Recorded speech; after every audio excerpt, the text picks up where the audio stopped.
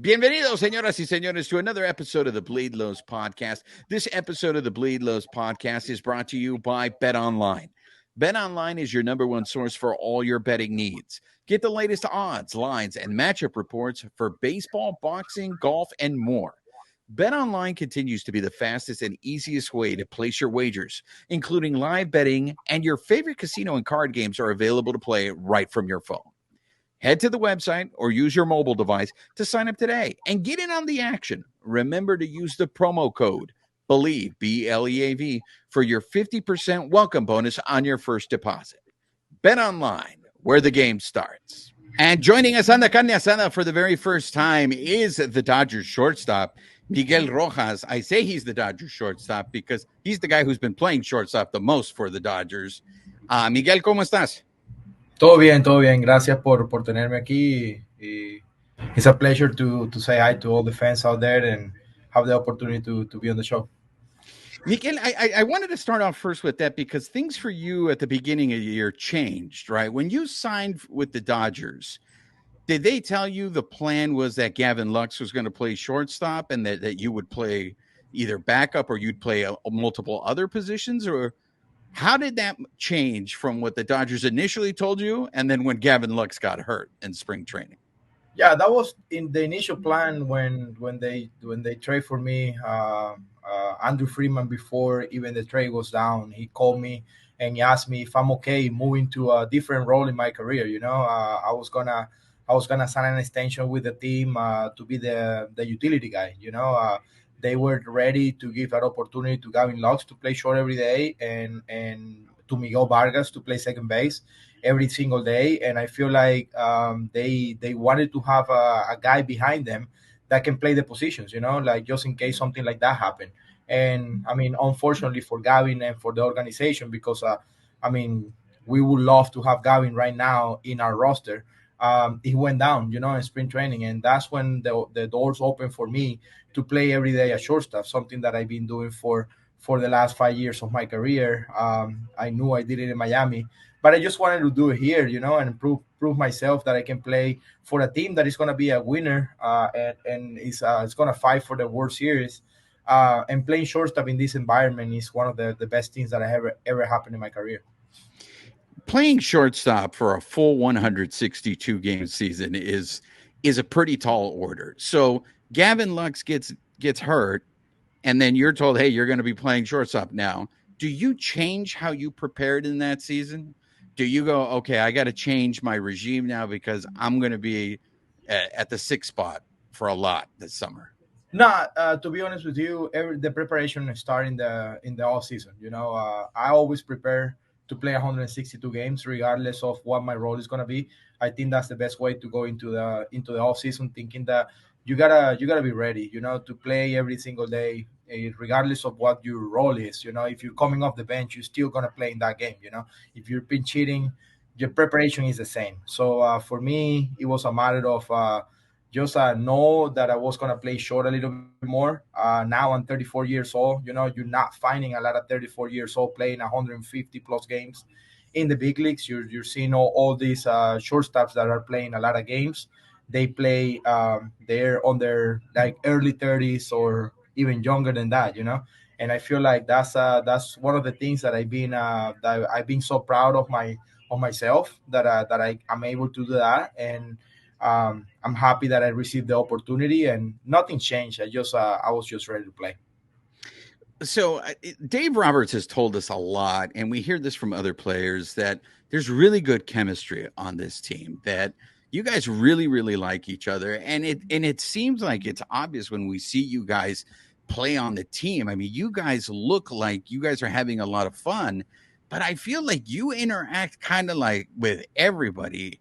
Has that just your personality? ¿Te gusta convivir con todos? You just like to be like the ultimate host? That's how I approach my role in the team. I grew up next to a lot of players that they were like are really good leaders. Like I grew up playing next to Adrian Gonzalez. I grew up playing next to Martin Prado and guys like them kind of taught me how to be a complete leader in the clubhouse, not just on the field but off the field as well. Like maybe we all know that we have our core of players. We got our superstars. We got our Freddie Freemans, we got our Mookie Betts, we got our Clayton Kershaw, we got our Will Smith, and all those guys. But you need more than that when you're playing a full season to to make a team. And I feel like when they acquired me, they weren't just acquiring a shortstop; they were acquiring the whole package that Miguel Rojas has been developing throughout all these years. That you guys might not know until this year when I got here, and my production is go beyond just like the offensive number or the defensive number. I like to take responsibility on being a leader in the clubhouse. Like keeping everybody loose, trying to keep everybody on that good vibe that is gonna take us to the next level, because this team is talented enough to play baseball, but it's in our disposal if we want to have like something that we want to remember forever. And that's what, like my personality and what I trying to do off the field, on the field as well, when I talk to the pitchers, when I talk to my teammates, when I try to make everybody else better. I think that's what you're getting from Miguel Rojas that a lot of people didn't know before. I loved last night's game in that ninth inning when Evan Phillips he was having a little bit of a rough time there, and they had a mound visit. So when you come in from shortstop, what are you telling that pitcher that's going to help him finish off that inning?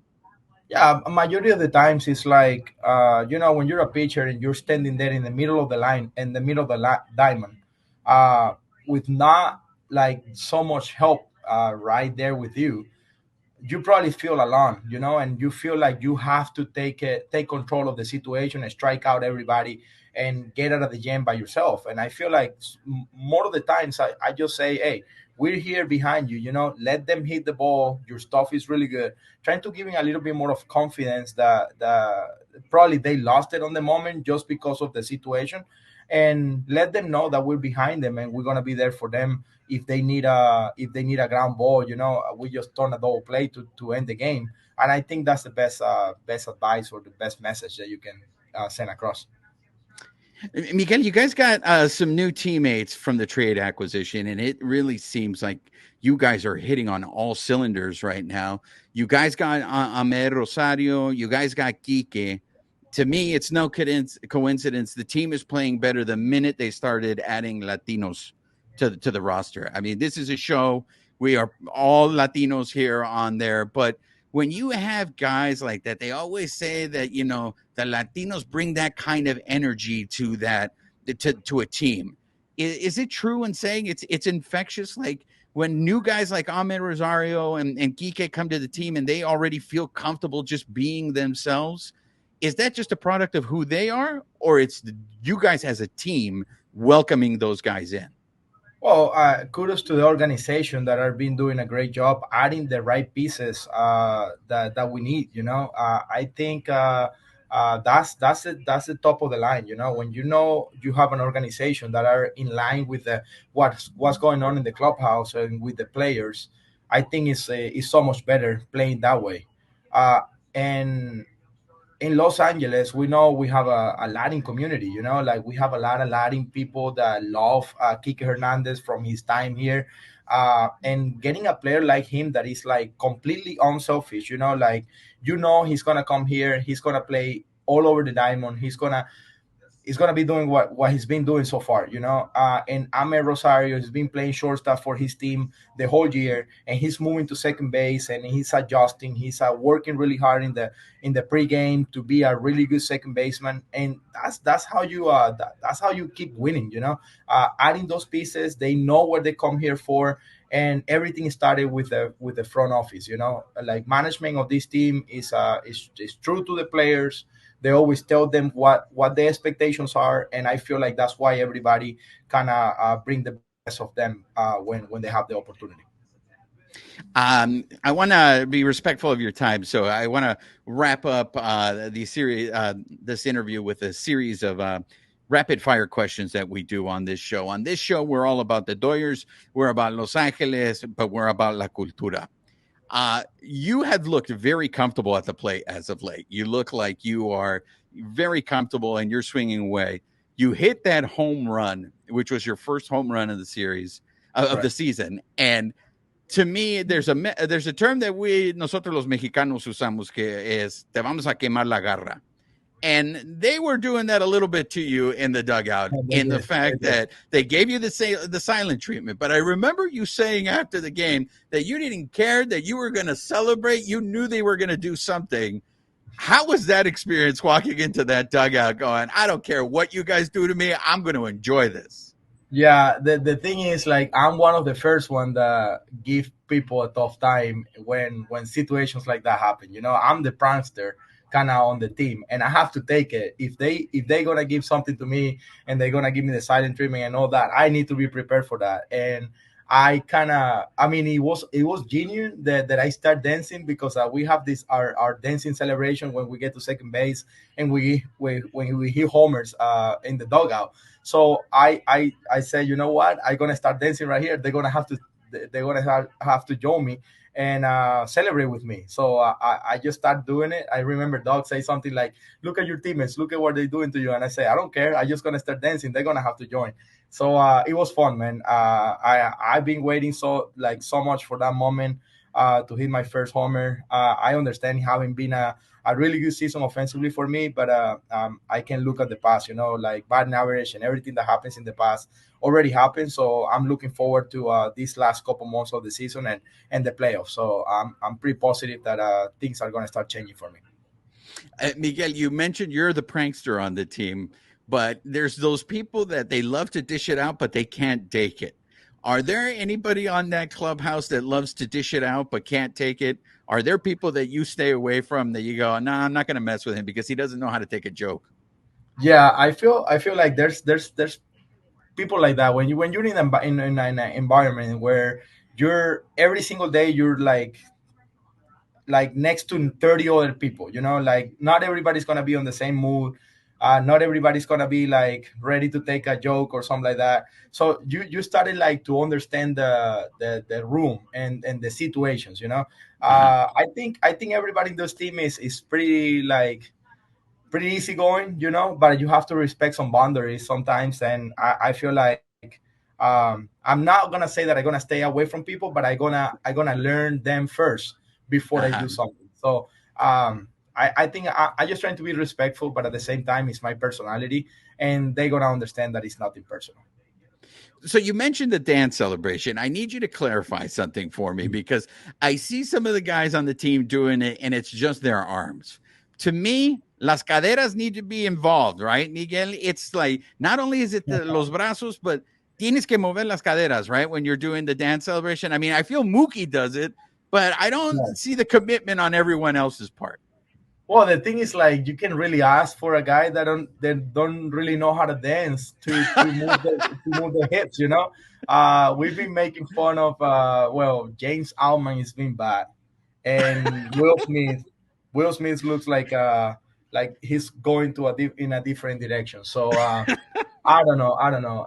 I feel like, I mean, everybody's trying to do the best impression of this video that it was on social media from Freddie Freeman on the gala, and that's how Uh-huh. the celebration started. Because Freddie got his up. Well, we all know Freddie's a 6'5" tall guy, with his hands in the air on the gala, having fun, and someone recorded that dance, and I feel like it was pretty funny. And the dance actually doesn't have like that much hips into it. It's more arms, and I mean, I'm not gonna go away from the hips because that's kind of my my little input in it. But I mean, Freddie was like all arms up there. So you mentioned the gala, and we saw you on the blue carpet. You're a bit of a fashionista, right? Like fashion is important to you. I saw you walking down the blue carpet shirtless. I mean, you were showing the chest, Miguel. I did. Yeah, I like shoes a lot, but when it comes to fashion, sometimes I like to be different. I feel like that's one of the things that I expose my personality that way. You're gonna see it on the field. I always like wear like different color shoes, batting glove, different color batting glove, and I try to like keep it that way. And that's kind of my personality, and that's how I actually express it. But yeah, we have a lot of fun on the fashion gala, and I mean that's another night that kind of takes over and roll over into the whole season that we've been having. That everybody was there having a good time. When they saw me shirtless, it was like it was funny, and we talk about that for like a full week. Do you guys need nights like that over a long season like this? Oh, definitely. We get together almost every time that we hit the road. We get together as a team once a road trip, and we go for a team dinner. We have like a big table together. We always like and having like a nice dinner. But other than that, we talk about something else, not involve baseball. And I feel like that way we can actually like keep our minds away from the game, but we still like bonding together. And that's why all this celebration starts, because we spend time together off the field, and then that way we can bring it into the field, and it's pretty fun. Is that common, like on every team that you played on? Do you guys bond like this, or is this team just different? It's special what's going on right now. It's different. Definitely, for me, I've been in two organizations my whole career, but you always try. You always trying to do it, but sometimes it feels like it feels pushy because Mhm. not everybody's on board. But right here in this team, what I'm seeing is I'm not gonna say that is something that no one ever has like done before, but I feel like it's everybody is on board. Like everybody wants to be part of these team dinners. Everybody wants to hang out together, not just on the field but off the field. So I feel like the connection coming from everybody wants to be part of it. And I mean, I don't know how other teams are doing it, but I feel like our connection is kind of like unique because everybody wants to be part of it. Okay, two more, and then we'll let you go, Miguel. One, I saw an interview at the beginning of the season that you are a big fan of micheladas. Yeah. Is there anything the equivalent in Venezuela to a michelada? And where did your love of micheladas come from? Oh, that's a good one. Yeah, no, nothing even close. The like I can relate to micheladas from Venezuela. My love for micheladas started when I played for the Dodgers in 2014. Adrian Gonzalez was on the team, and we were on a team flight, and he made the flight attendants make a michelada for him. And like I was like curious of how it tastes, the tomato juice, because I like the stuff that they put in the michelada, the tahine, the lime, the tomato juice. And as soon as I tried it with Adrian that day, it became kind of my favorite drink. I don't drink it every single time because it's a lot of calories in it, but yeah, definitely when I need, especially right now that it's really hot everywhere that we go. I mean, if we go to a place that they have the michelada, I will have one after the game. A last one for you, Miguel. Being that you are in Los Angeles and us Mexicanos nos encantan los tacos, we need to know what is your favorite taco and where do you go to get that taco here in Los Angeles? Well, the taco trucks are always my favorite. I always go to the street and I stop if I see a taco truck somewhere.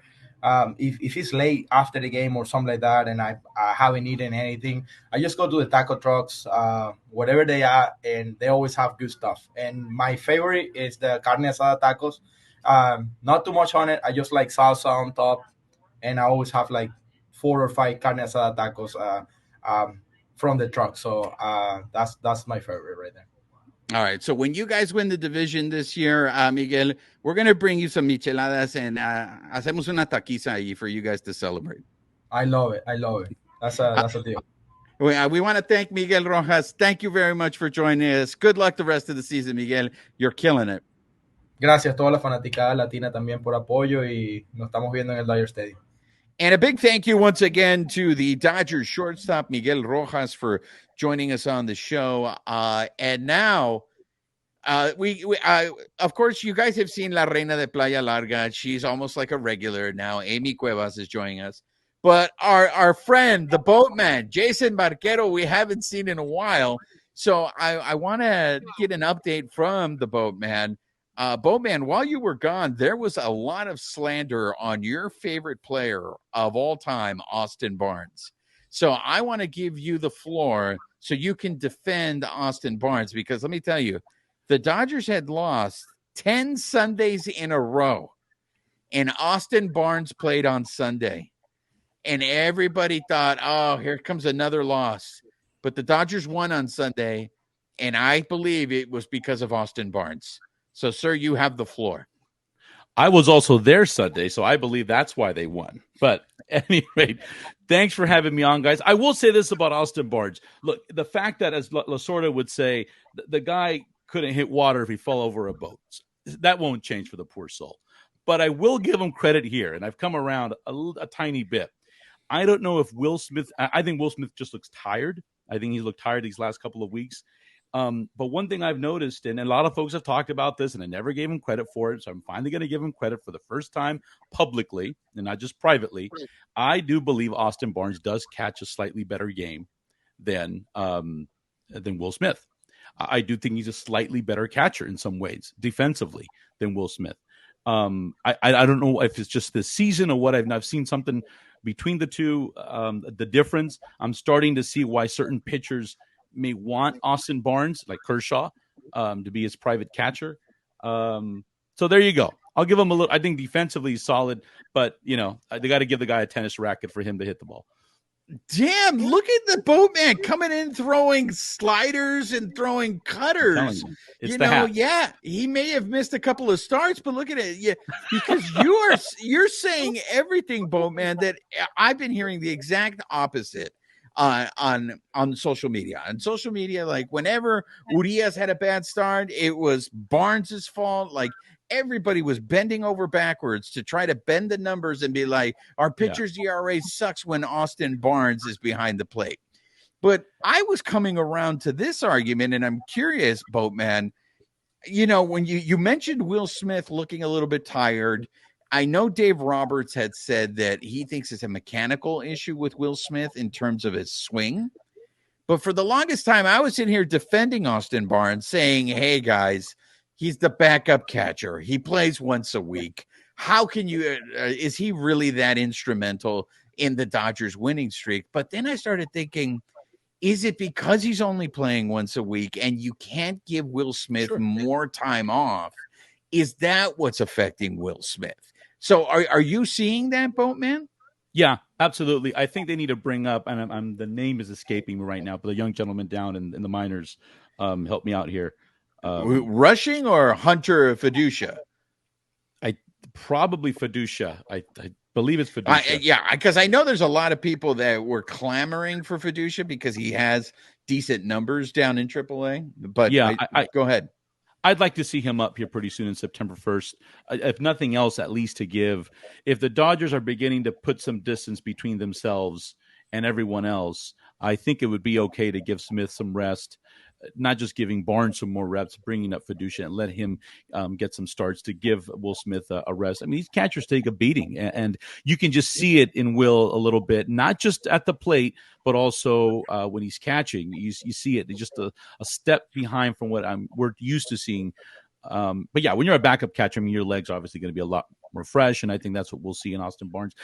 Having said that, though, I will say I still think, because that doesn't tire out, I think your ability to call a game, I do think Barnes sometimes does call a little bit better game than Will Smith. But that's neither here nor there right now. We're talking about Smith at the plate, and overall, I think he needs some more rest. He's played a lot of games for a starting catcher, and we're getting down into mid-August. So I'd hate to see the guy just get torn apart before the playoffs even start. So let's start with the show pods and the Dodger series. Boatman, you were down there on Sunday. I wish I would have known you were there because I was there on Sunday. Is that right? Okay. I was up at the press box on Sunday. But talk to me first about the environment. All right, before we go into about the environment, I will let Babyface, have his moment. Let him parade, because I'm going to take the L on this one. I'm going to start the show by saying I'm taking the L. I was the dumbass who said that the show pods were going to take 3 out of 4. I was the one that fell for it. And I got to tell you, I totally understand now why Borna Nazari is the way he is. If I was a fan of the show pods, I'd be super frustrated. It'd be a roller coaster. I mean, to have that much talent and to have them lay an egg the way they did against the Dodgers, I don't know if this says more about the show pods or if it says more about the Dodgers. I mean, I know I don't seem to give the Dodgers enough credit, but babyface, this is about you. This is your moment of glory. Go ahead and gloat about how the Dodgers should have swept the show pods. It was just one bad inning this weekend, and the Dodgers would have swept the show pods. Yeah, it was just one bad inning. And I knew once that first game, right, Darvish, tough matchup, right, for them, and they ended up winning that game.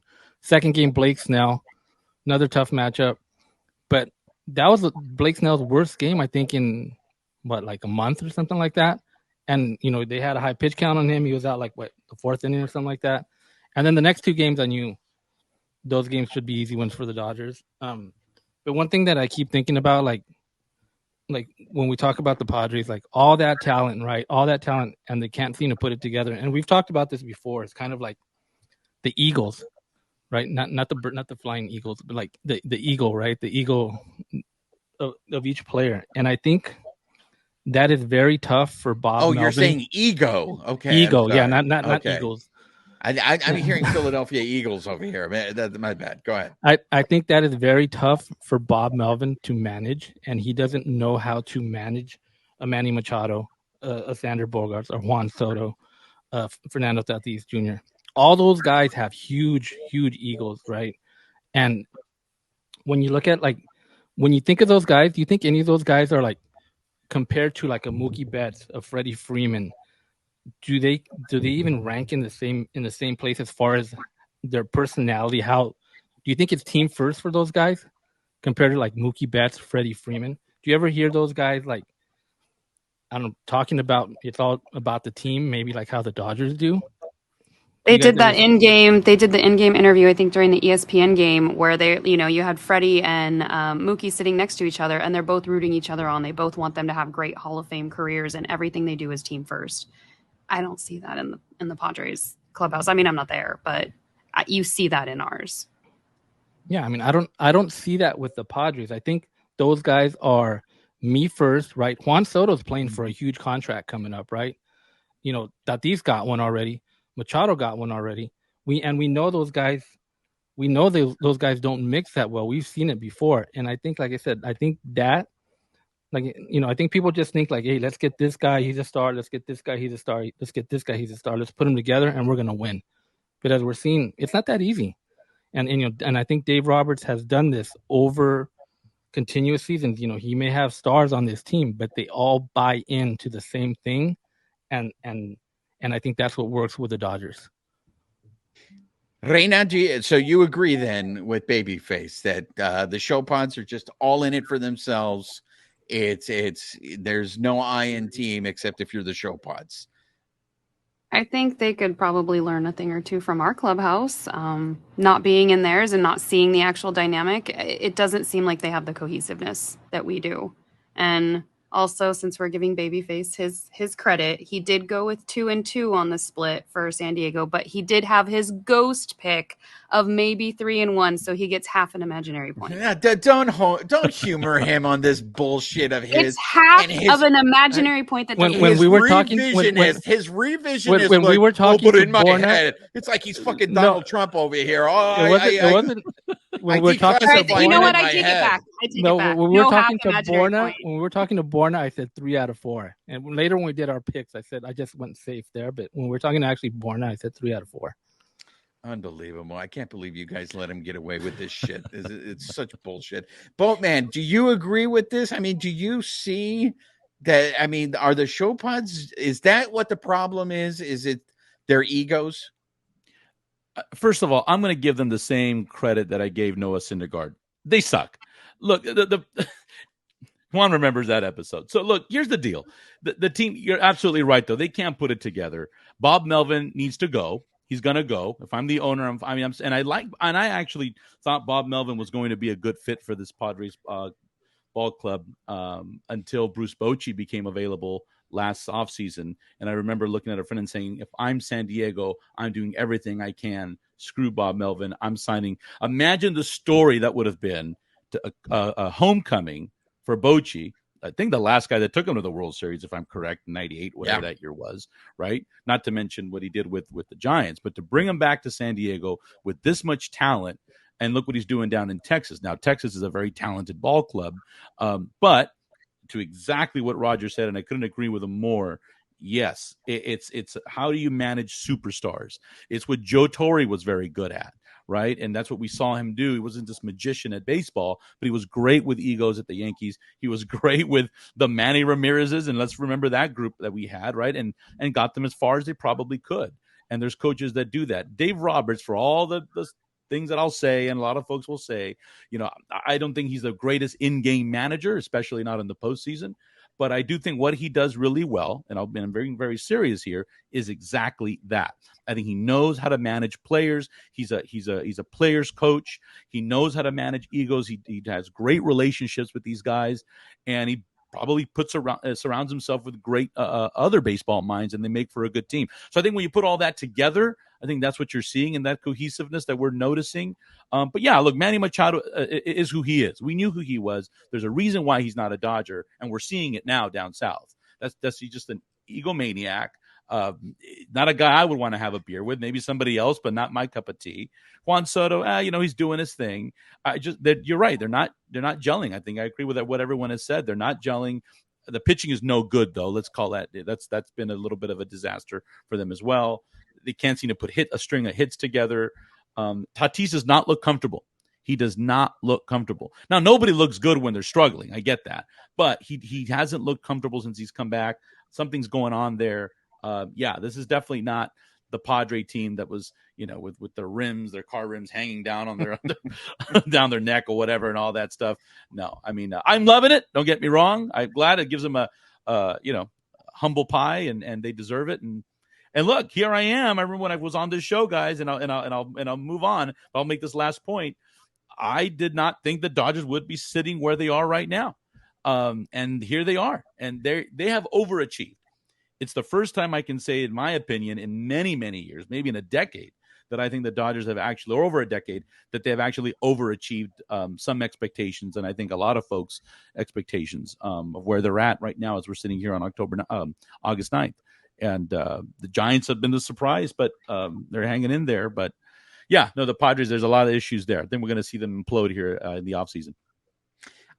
I will not go as far as to say that they have an ego problem. I'm not going to sit here and pretend that I watch the show pods every day and that I know enough on that team to say that it's an ego problem. From what Borna told us, those guys just don't win close games. And that's the difference. And if you look at that series, Monday was a very close game. It took their bullpen having a meltdown. Saturday and Friday's games, you could reverse them very easily. The Dodgers bullpen had a meltdown the same way that the show pods had a meltdown on Friday. Now, Saturday, unfortunately, Dick Mountain, we all love Dick Mountain, but Dick Mountain is 158 years old, and he's out on the mound. If the Dodgers didn't, wail on him the way they did, then you'd probably be sitting there, what the hell's going on with the Dodgers? And then on Monday, the Seth Lugo thing, I want to transition into this because after the game, Seth Lugo had said, and stop me if you've heard this one before, because I feel like this is something the Dodgers have to deal with a lot. Seth Lugo said, he got asked, did it feel like they knew what was coming? And Seth Lugo had said yes. So it turns out Seth Lugo was accusing the Dodgers of stealing signs from second base. All of this is totally defendable because Seth Lugo was not covering up the ball when he was putting it in his glove. So anybody who was on base from second base, even the third base coach, Dino, anybody on the field, I think, could have seen the grip that he was using. And this is what baseball players are supposed to do. They're supposed to analyze this so they can figure out what pitch is coming. Right. So the fact that Seth Lugo did that, but Don Mattingly has said this before when he was with the Marlins of Miami, when the Dodgers one weekend, when they just completely destroyed. Damn it, babyface! I'm forgetting his name. Who's the Marlins ace? who stole Julio's Cy Young, according to you guys? Do you remember? Now I'm drawing a blank too. Oh my gosh, I'm drawing it. Well, anyways, Mattingly, the Dodgers had basically just destroyed the ace of the Marlins. And Mattingly had said, well, they knew what was coming. Those guys are good.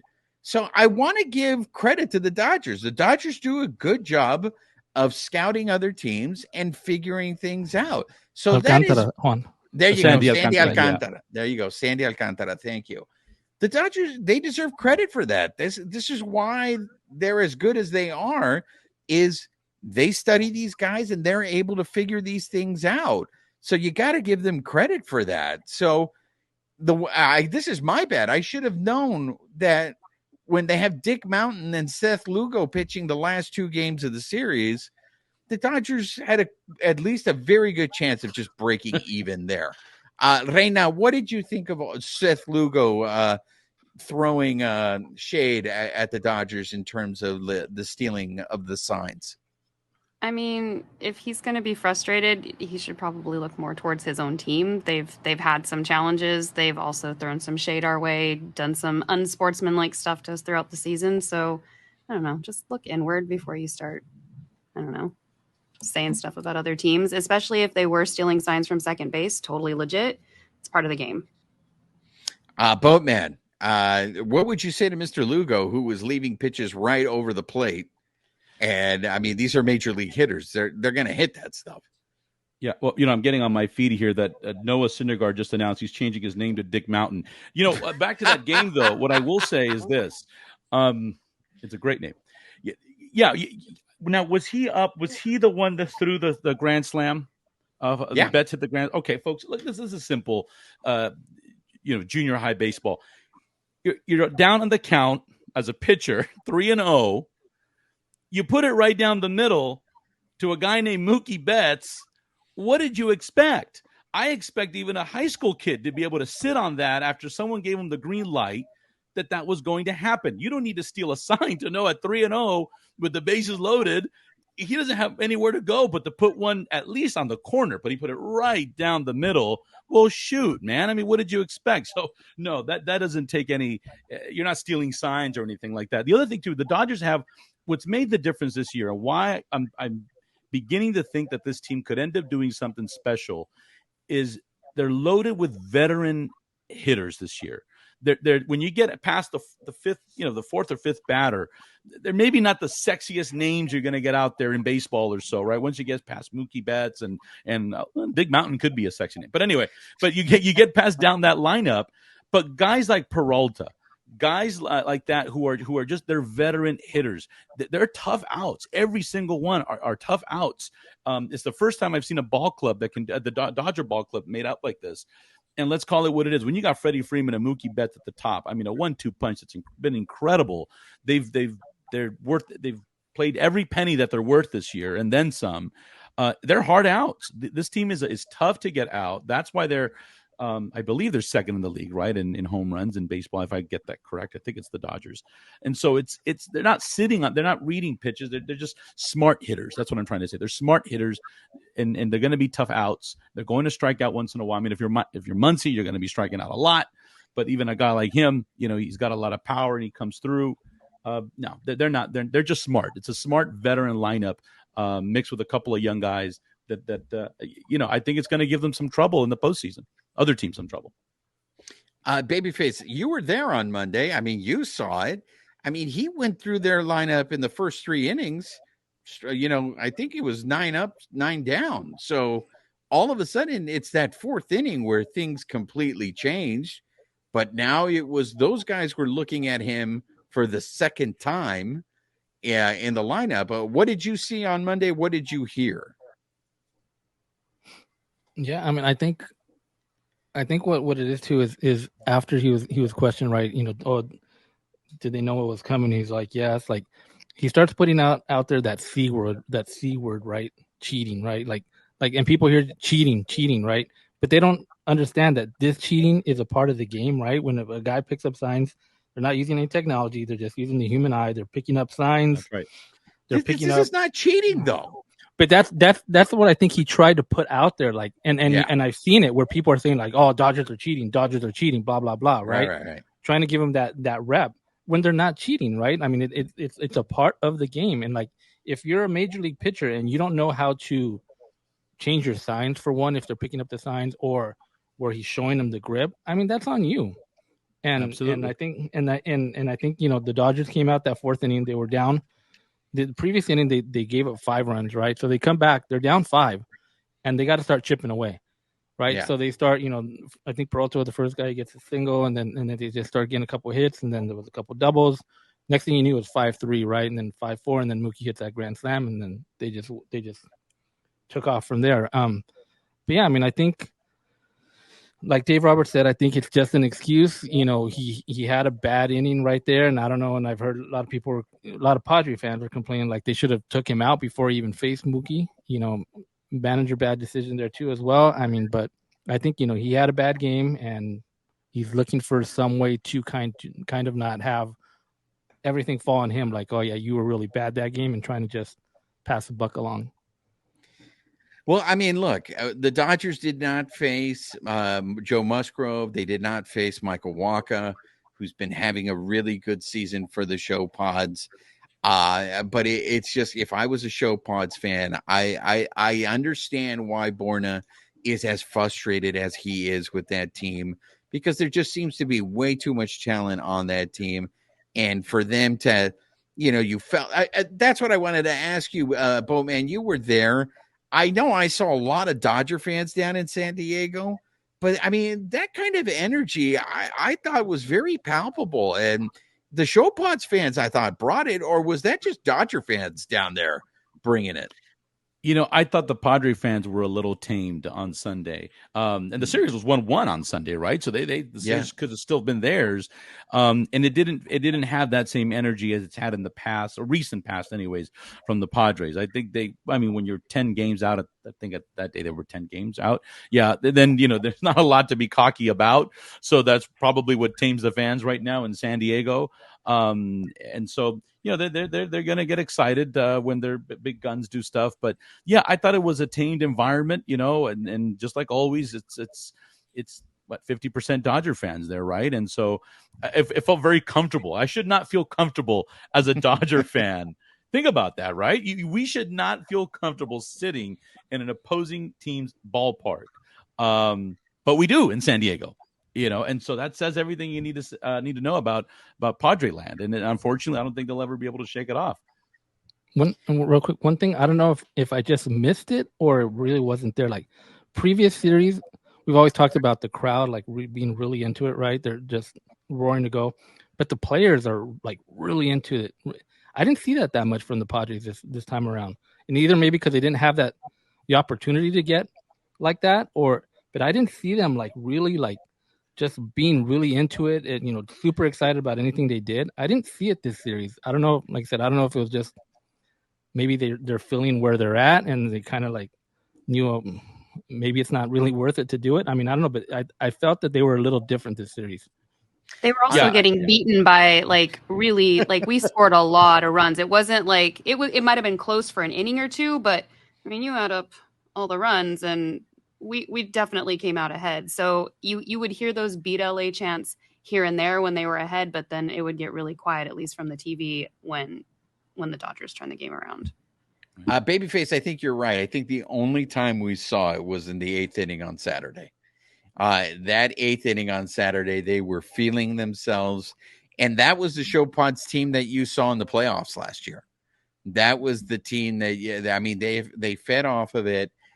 If Melvin is going to be the scapegoat for the Show Pods, it is one of those things where I think they're a really good comparison to the Dodgers, because the Dodgers lost Trey Turner. They lost Justin Turner, and they replaced those guys where, as the Boatman was saying, with like character guys that are just good baseball players and guys that know your role, right? It's just like those guys go in there and to do it.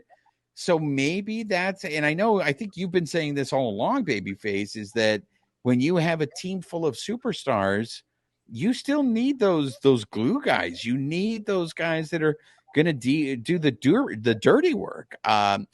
Reina, did you get a vibe that maybe the San Diego fan is just defeated? Because I know if you read any of Borna's tweets, it's like, and after the first inning, it's over. We can't beat this team. We'll never be able to beat this team. I mean, I have my feelings on the loyalty. I think they're a younger fan base anyway. So I just trying to think of my just go. Let it go. Let it go. Don't censor yourself.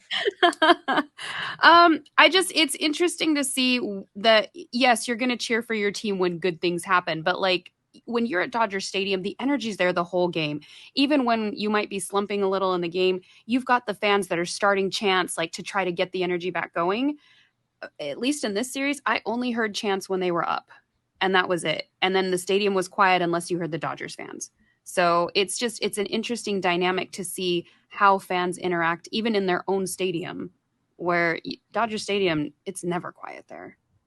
Look, Also, this is me bringing up old shit. Juan, but let me tell you, after you go ahead. No, I was gonna say it goes back to what you said a couple weeks ago, the rabbit and the hare, right? Like, yeah, or the tortoise and the hare, right? How the Dodgers, when they would score, yeah, they'd celebrate, right? But it's just even keel, right? Like, and throughout that entire series, right? They're never up too high, never down too low, right?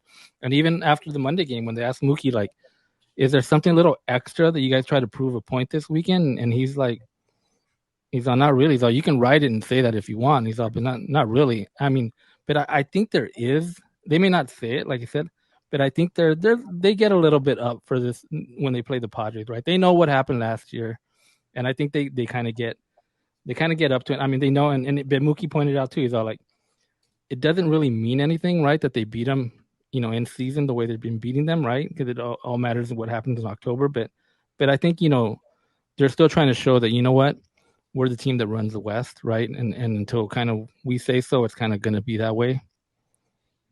I think it comes down to what I couldn't put my finger on was it's the beat LA thing. When they are up, they're not chanting for their team. They're chanting against our team, which is really, I've always found that odd. I mean, other teams do it too. Everybody hates LA. But like, your team just did something amazing and you're kind of still cheering for us. Like, we're still living rent free in your head. And so that's something that I don't understand either. Like, when you're up, cheer your guys on, pump those guys up. That's what we do. And it seems to be working.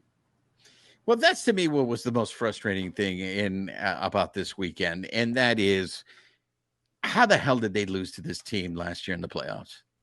How did they get a gentleman's sweep?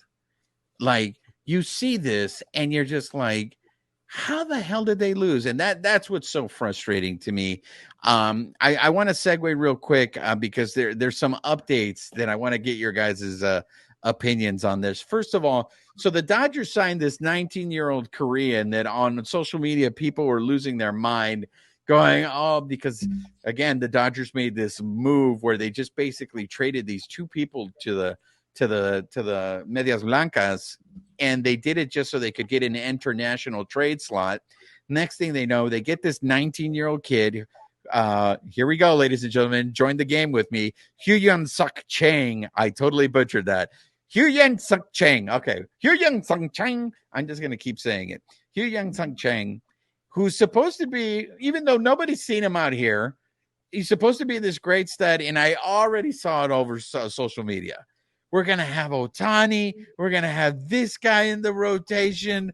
And, she and Bobby Miller. And I even saw someone put in Dustin May in there. And I was like, bro, you got to let go of that Dustin May dream. Unfortunately, that poor guy is just cursed. But when you guys hear signings about 19-year-old kids who haven't played one day in the major leagues, Boatman, are you excited about Hyun Suk Chang? When you say it like that, I am, Juan. I don't have a good comeback. I do, but I'm going to leave it alone.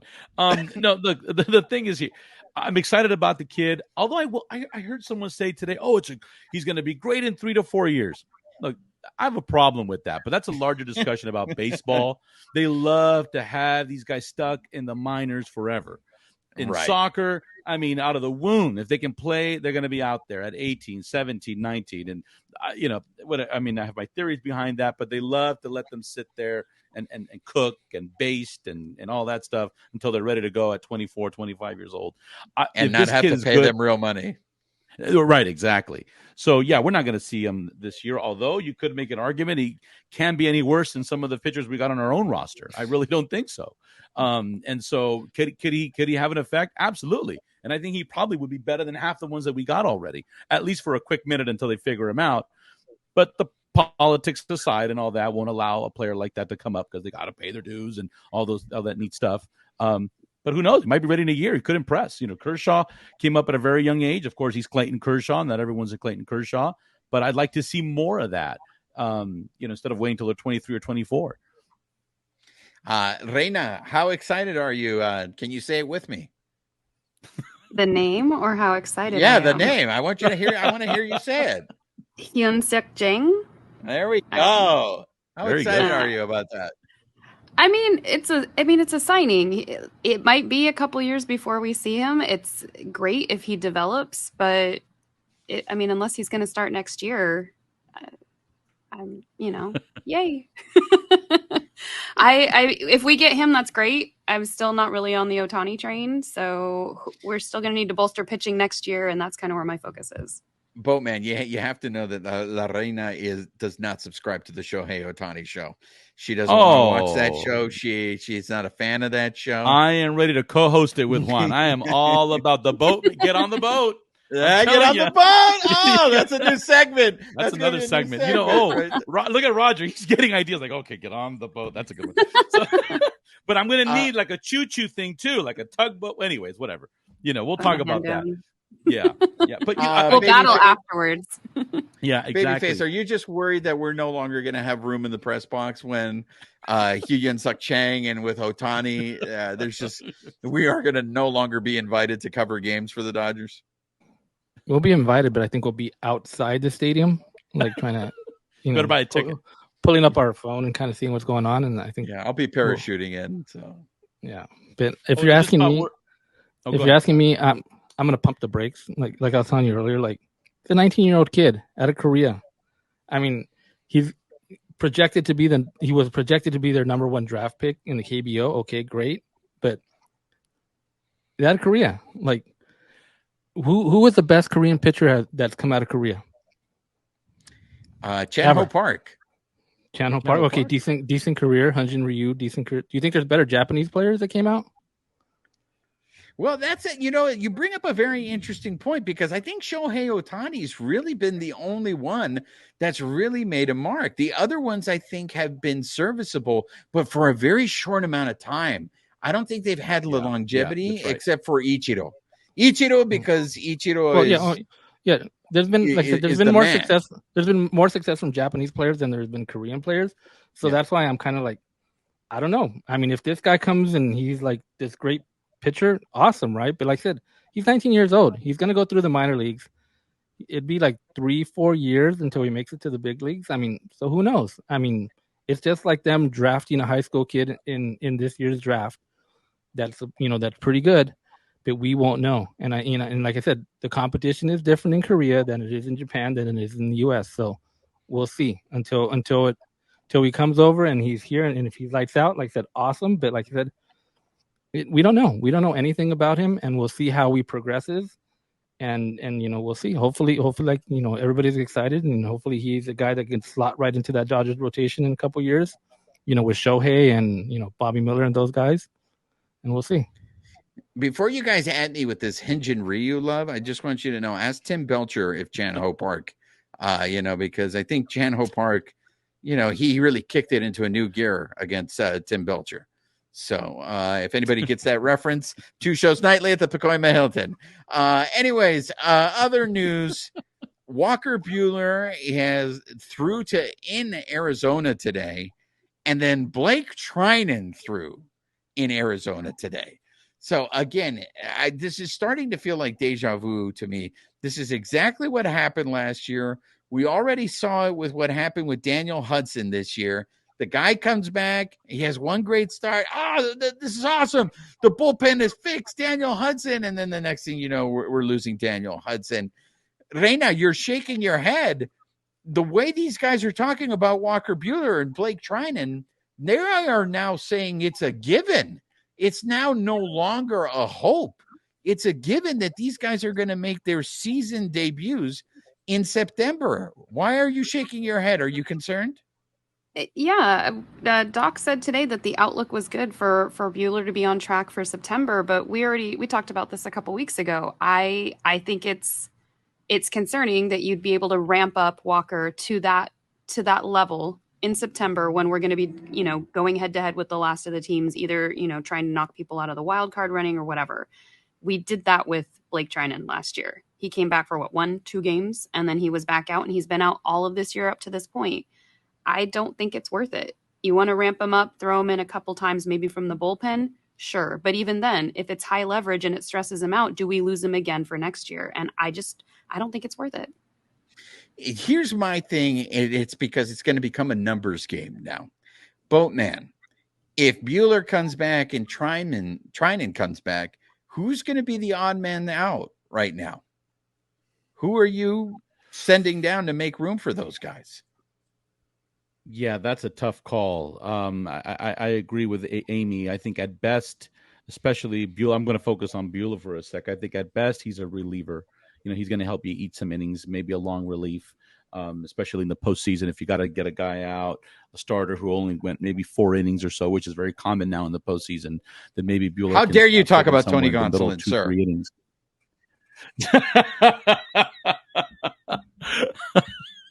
Yeah, I think. Well, you answered my question. I think it is Tony Gonsolin. That ends up. I mean, that's not going to happen. I don't know who's going to be the odd man out on that one. That's a tough call. Yeah, that's it's. But someone is going to have to go. I mean, Buehler is going to take a spot. We know that. I don't know. I'm not sure who I would send down, to be honest with you. Roger, or I'll pass it on to you guys. See what you think. As far as starters, right? So who do we got? We got Kershaw coming back, Julio, Bobby Miller, Gonsolin, and Lance Lynn. And a guy who you just traded for, Ryan Yarbrough, is now going to have to go to the bullpen. So this is what I'm saying. You had guys who carried you throughout this whole season. And I don't envy Dave Roberts at all in this situation, because he's going to have a real crappy conversation with some of these guys and be like, hey, man, you helped us. But one of the names that I constantly hear as one of the favorite whipping boys now, and especially out of Roberts' mouth, saying, we got to start evaluating his performance, even though the guy's been pitching better, is Yency. Yency had one bad outing. So this is what I'm thinking. Vesia's got to be on the chopping block, right? Ferguson. Yeah. I have more faith. I know you guys are all having a meltdown because of that bad game that he had, but he's been pretty consistent the whole year. I mean, his ERA is under 3. Yeah. So, I mean, the problem is if you send Ferguson down, that's a lefty. I would send down Vesia before I would send down Ferguson. Right? I agree. And this is just assuming that Buehler and Trinan can stay healthy, because Reina, I agree with you. I think there is that fear. You're going to bring these guys, and now they're going to go to playoff intensity in like less than 60 seconds. What is that going to do to their bodies? Which I want to get a really quick update, Babyface. What's going on with Gonsolin? You had said when you were down there that Roberts had into it that he's not healthy. It seemed like it. He was talking in his pregame presser, like there's other issues he mentioned, like with him, but they're not going to get into it. Like, so it seems like something's been nagging him maybe the entire year. But to me, it always goes back to it. Like I've said this many times, it seems like he has one bad inning, right? Like really one bad inning, right? He had one bad inning that game, 5 runs. And, and after the game, he kind of just blew it off too. He's all like, one bad inning, whatever. It's whatever. But it seems like also too, when we're talking about whipping boys, he might be the guy too that maybe they'll say like, hey, you know what? We'll put him on the IL, and then Walker Buehler takes his spot because he's the guy that struggled the most. Over his last 6 or 7 starts, he's given up like 5 or more runs, right? Yeah. So maybe it is Gonsolin. They have to. Maybe they're waiting for Walker Buehler to come back, and now they have. They can put him, on the IL for a little bit and kind of see if he can figure things out or get healthy. Whatever it is. But I think as far as starters, I think Walker would slide in for Buehler, but Walker would slide in for Gonsolin. But Walker's only going to probably do like as an opener, maybe like 2-3 innings. That's what I'd see him doing. Mm-hmm. And then on the relievers, you got Vesia. Vesia, I think, has to go, and they just brought up Chin Gonzalez too, so I think he'll probably be on the cutting block. That's as true. Well. That's true. So that again, that's assuming that Treinen can stay healthy, and that's also assuming what's he going to look like, when he comes in here. But it's very interesting because all of a sudden, let's say these guys do start playing well. I think people were complaining about Friedman's trade deadline. This team could look very, very different. Speaking to what the Boatman was saying, that hey, this Dodger team might be able to do something special this year. Reina, you so politely raised your hand. The floor is yours. Just a quick shout out to Kike Hernandez and all the haters out there. He is currently hitting .317 as a Dodger. So for everybody who was like, oh, his batting average is not great, he has been killing it out there. And he's been moving around the diamond. He's been in the outfield. He's been in the infield. He's played third base, I think, a couple times. So just throwing that out there.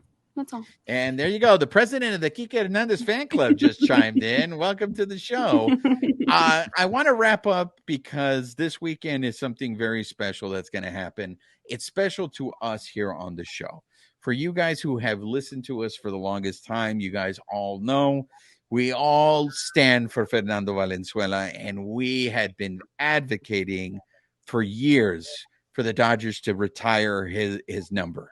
And this weekend, it's finally going to happen. They're going to retire his number, and it's going to be a whole weekend of it. It's going to be Friday's going to be the ceremony. They keep saying, get there early, be in your seats by 6:00. Saturday, they're giving out a bobblehead, and then Sunday, they're giving out their World Series ring. I expect Friday is going to be a little of emotional, but I don't know. This is now 40 years since Fernando Mania. Does he resonate with the young kids? Even though I see so many people wearing Fernando Valenzuela jerseys in that stadium, is this weekend going to be just for the veteranos? Or do you think, Boatman, this is going to resonate with? I expect it to be an emotional weekend, Boatman. What do you think? And are you going to go to any of the games this weekend, Boatman? I can't this weekend, but I will say this though. I think it will resonate, and I see what you're saying. It's a different generation now, and we're many years apart. We're decades removed from Fernando Mania, but the Dodgers have done an amazing job, as good as they can, over the last 30 plus years, I guess, of continuing his legacy, reminding fans of who he is, what he's done. I mean, I think the fact that he's still been employed with the Dodgers this time, so he's a face that's not, oh, wow, there's Fernando. I haven't seen him in a while. It's not that, right? It's a figure that we've seen consistently. He threw out the first pitch with Vince Scully at the World Series in 2017. I mean, he's been right up there. And so there's a lot of he's a legend that I think even younger kids, they're hearing it from their older brothers, they're hearing it from their uncles, from their fathers, from their moms, and it's and I know it sounds very cliche, but it's very true. I mean, my mother-in-law probably once or twice a year, every year, and she says, I haven't been to a game since Fernando pitched, and she'll talk about Fernando, and she'll ask about how the Dodgers are doing right now. And then she'll tell a story about when Fernando pitched. And that's just the honest to God truth. I'm not making that up. And so you hear that growing up, and he deserves it. It's long overdue.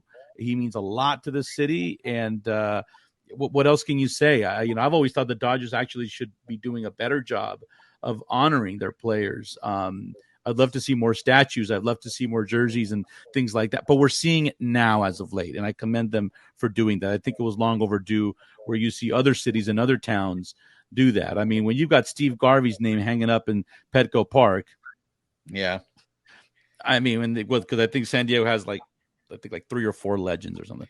I mean, Yeah. I mean they have some great ones, but outside of Trevor Hoffman and Tony Gwynn and some of the other ones, but and you can go on and on. Anyways, I can go on about that. I'm just really excited, really happy for the culture, for us, for the city, for him. He represents so much, and it's exciting. It'll be exciting. Reina, I know we're going to have more. We're going to probably talk about this in our next episode, our reaction of being there. But Reina, how many games are you going to be there all weekend? Yep, I'll be there all weekend in my seats Friday, Saturday, and then I'll be in the press box on Sunday. Do you think it's going to be emotional, or is it just going to be one of those? I mean, I think like you were saying, the generational part, it's probably going to be more emotional for the people who remember or were alive back then or had a tie to like your father who, whatever, for whatever reason. The younger kids, it may not be as emotional. It may be more of a celebration of like, wow, that's really cool. We're celebrating this historical figure. So, but I think either way, I think you can be emotional. I'm probably going to cry. I'm going to bring tissue, but I'm also going to be really happy for him. So I think it'll be both. Babyface. Are you bringing tissue? I'll have my handkerchief with me.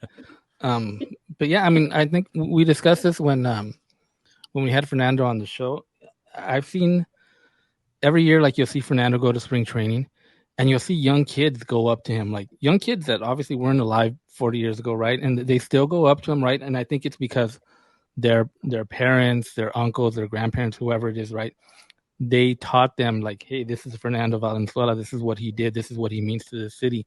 And I think that's why, like I said, he's one of those guys that I think transcends all that time. Like people still, like I said, young kids, 10 years old, they see Fernando Valenzuela and they know who he is. And I think there's not many older generation, like that gets kind of lost. But like with Fernando, I think it's still there and it's going to continue. And especially now that 34 is going to be hanging up there, right? You look up and you see 34, right? And you can be like, who was 34, right? Right. It opens the door to, hey, you want to know who 34 was? I'll tell you, this is who 34 was.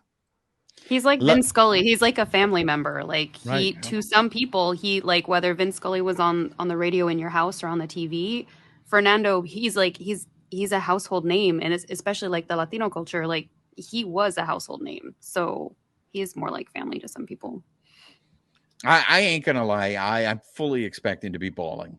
I mean, I was bawling when Vin Scully was giving his speech at the end of his last broadcast at Dodger Stadium when he addressed I was the crowd. there too. Yeah.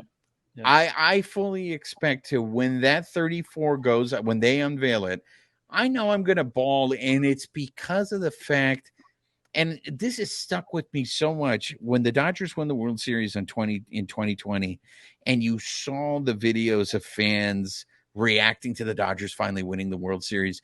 There's one video in particular that sticks with me, and it was this guy was holding a jacket.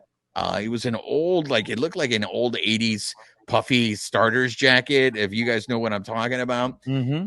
And I'm sure that it probably, I don't know if it was a father or a grandfather. It was some article of clothing from someone, I think, that was very special to him. And the Dodgers win, and he just immediately hits the floor crying. And that to me is Dodger baseball. It's not the actual sport of playing baseball. To me, Dodger baseball represents the family in the sense that we all get together as family and we watch the game. And the reason why I'm a Dodger fan is because of this man, because I sat there watching the games with my dad and my grandfather. And the reason why they watched this guy was, hey, there's a Mexican out there. There's one of us. There's one of us, and we got to support him, and we're going to be Dodger fans. And this is an organization that broke the color barrier with Jackie Robinson. This is an organization that brought you Fernando Valenzuela. That, to me, is what the Dodgers are. They are people that speak to what Los Angeles is. And that's why it's going to be a very emotional moment for me. And just as I have timed this perfectly, just as I finished the speech, the Dodgers just swept the Diamondbacks of Arizona, the Serpientes. And wow. So nobody won on this is a perfect segue to our picks, nobody won our picks last week because the Dodgers ended up going 5-1. The person who came closest was Simeon, who immediately came out with 6-0. The Dodgers are going 6-0. That they let you down, Simeon. You were so close. So let's segue into our picks. The listeners, our viewers, are still in the lead. They have a 1-game lead over me. They have a 2-game lead over Babyface. La Reina got on the board, so she's trailing. She's got some catching up to do. But the next series of picks, they got 4 against the Rockies of Colorado, and then they got 3 against the Cerveceros, right, Reina? The Brewers are in town next week. So, Boatman, we haven't heard from you lately, so we're going to go with you with the picks first. In that series, I think I'm going to say they're going to take 2 out of 3 from Milwaukee, and I'm going to say that I think they're going to split against Colorado. So I'm going to. Okay. I hope I'm wrong, but I don't know why I get this. So that would be 4-3. 4-3. All right. Let's go to the ladies' line. Reina, what do you got? I think they're going to take 3 away from Colorado and then 2 from Milwaukee. So I'm going to go 5-2. All right. I think the Dodgers, something is happening with this team, and there is no way they are not winning 3 out of 4 in Fernando weekend.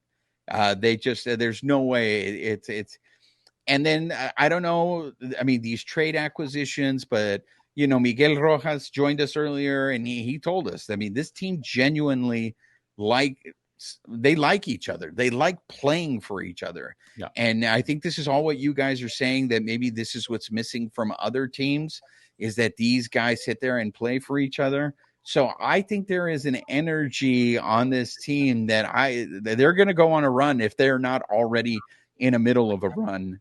And so I have them going 5-2 as well. Babyface. Trust yourself, Babyface. Okay, so I'm going to go. I mean, the Rockies are horrible, right? What are they, like 20 games back or something like that? I don't know. Right. They got eliminated on opening day. I stopped paying attention. So they're going to sweep the Rockies, and then they'll take 2 of 3 from the Brewers. So they're going 6-1. 6-1, coming in strong, Babyface. All right. So Dodgers won, right? Yes. So remember the D-backs? Weren't they tied at All-Star break? They're like 10 games back now, too, or 11 games back right now. The D-backs went through something, so go ahead, take your victory lap again. Who said take that your was victory lap. Right? Who said that was going to happen? I'll give you credit for the D-backs. Right? I'll give you credit for that one. I still... Right. Nobody knows baseball better than the Padres are going to lose again to the Mariners. So they got so close. They were 3 games back. Now they're going to be 5 again in that wild card, and they're just going to continue to drop and drop and drop. Tell me the truth, Babyface. What makes you happier? The fact that the Dodgers won or that the show pods lost?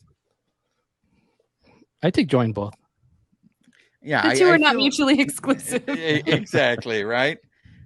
So there you have it. We want to thank the Boatman for joining us on the show. It's been so long since we've had the Boatman, and I love hearing his opinions. He always brings it. So thank you very much, Jason. I have one more breaking story that just came. Noah Syndergaard changed his mind. He's going to now go as Suck Chang. Suck Chang. Emphasis on the suck. So they just changed his name. You can't decide between that or Dick Mountain. Thank you for having me, though. We're going to bring this next segment. Get on the boat, people. Get on the boat. Just don't bring a chair. And hopefully it doesn't get in. For those of you who have seen that video and know the madness that partook there, we'll get that reference. Dang, 2 shows nightly at the Pacoima Hilton, people. I'm telling you. I knew you'd be happy about that folding chair. Yeah, I had to. I mean, and who says that wrestling wouldn't help you in a fight? That's all I'm saying. So make sure you guys are subscribed to the podcast. Make sure you're subscribed to our YouTube channel. We're dropping a lot of content on the YouTube channel. Yo ha sido su servidor Juan Ramírez, de parte de mis colegas Jason Parquero, la reina de Playa Larga, Amy Cuevas, Babyface. Nos vemos para la próxima. This episode of the Bleed Lows podcast has been brought to you by betonline.ag, where the game starts.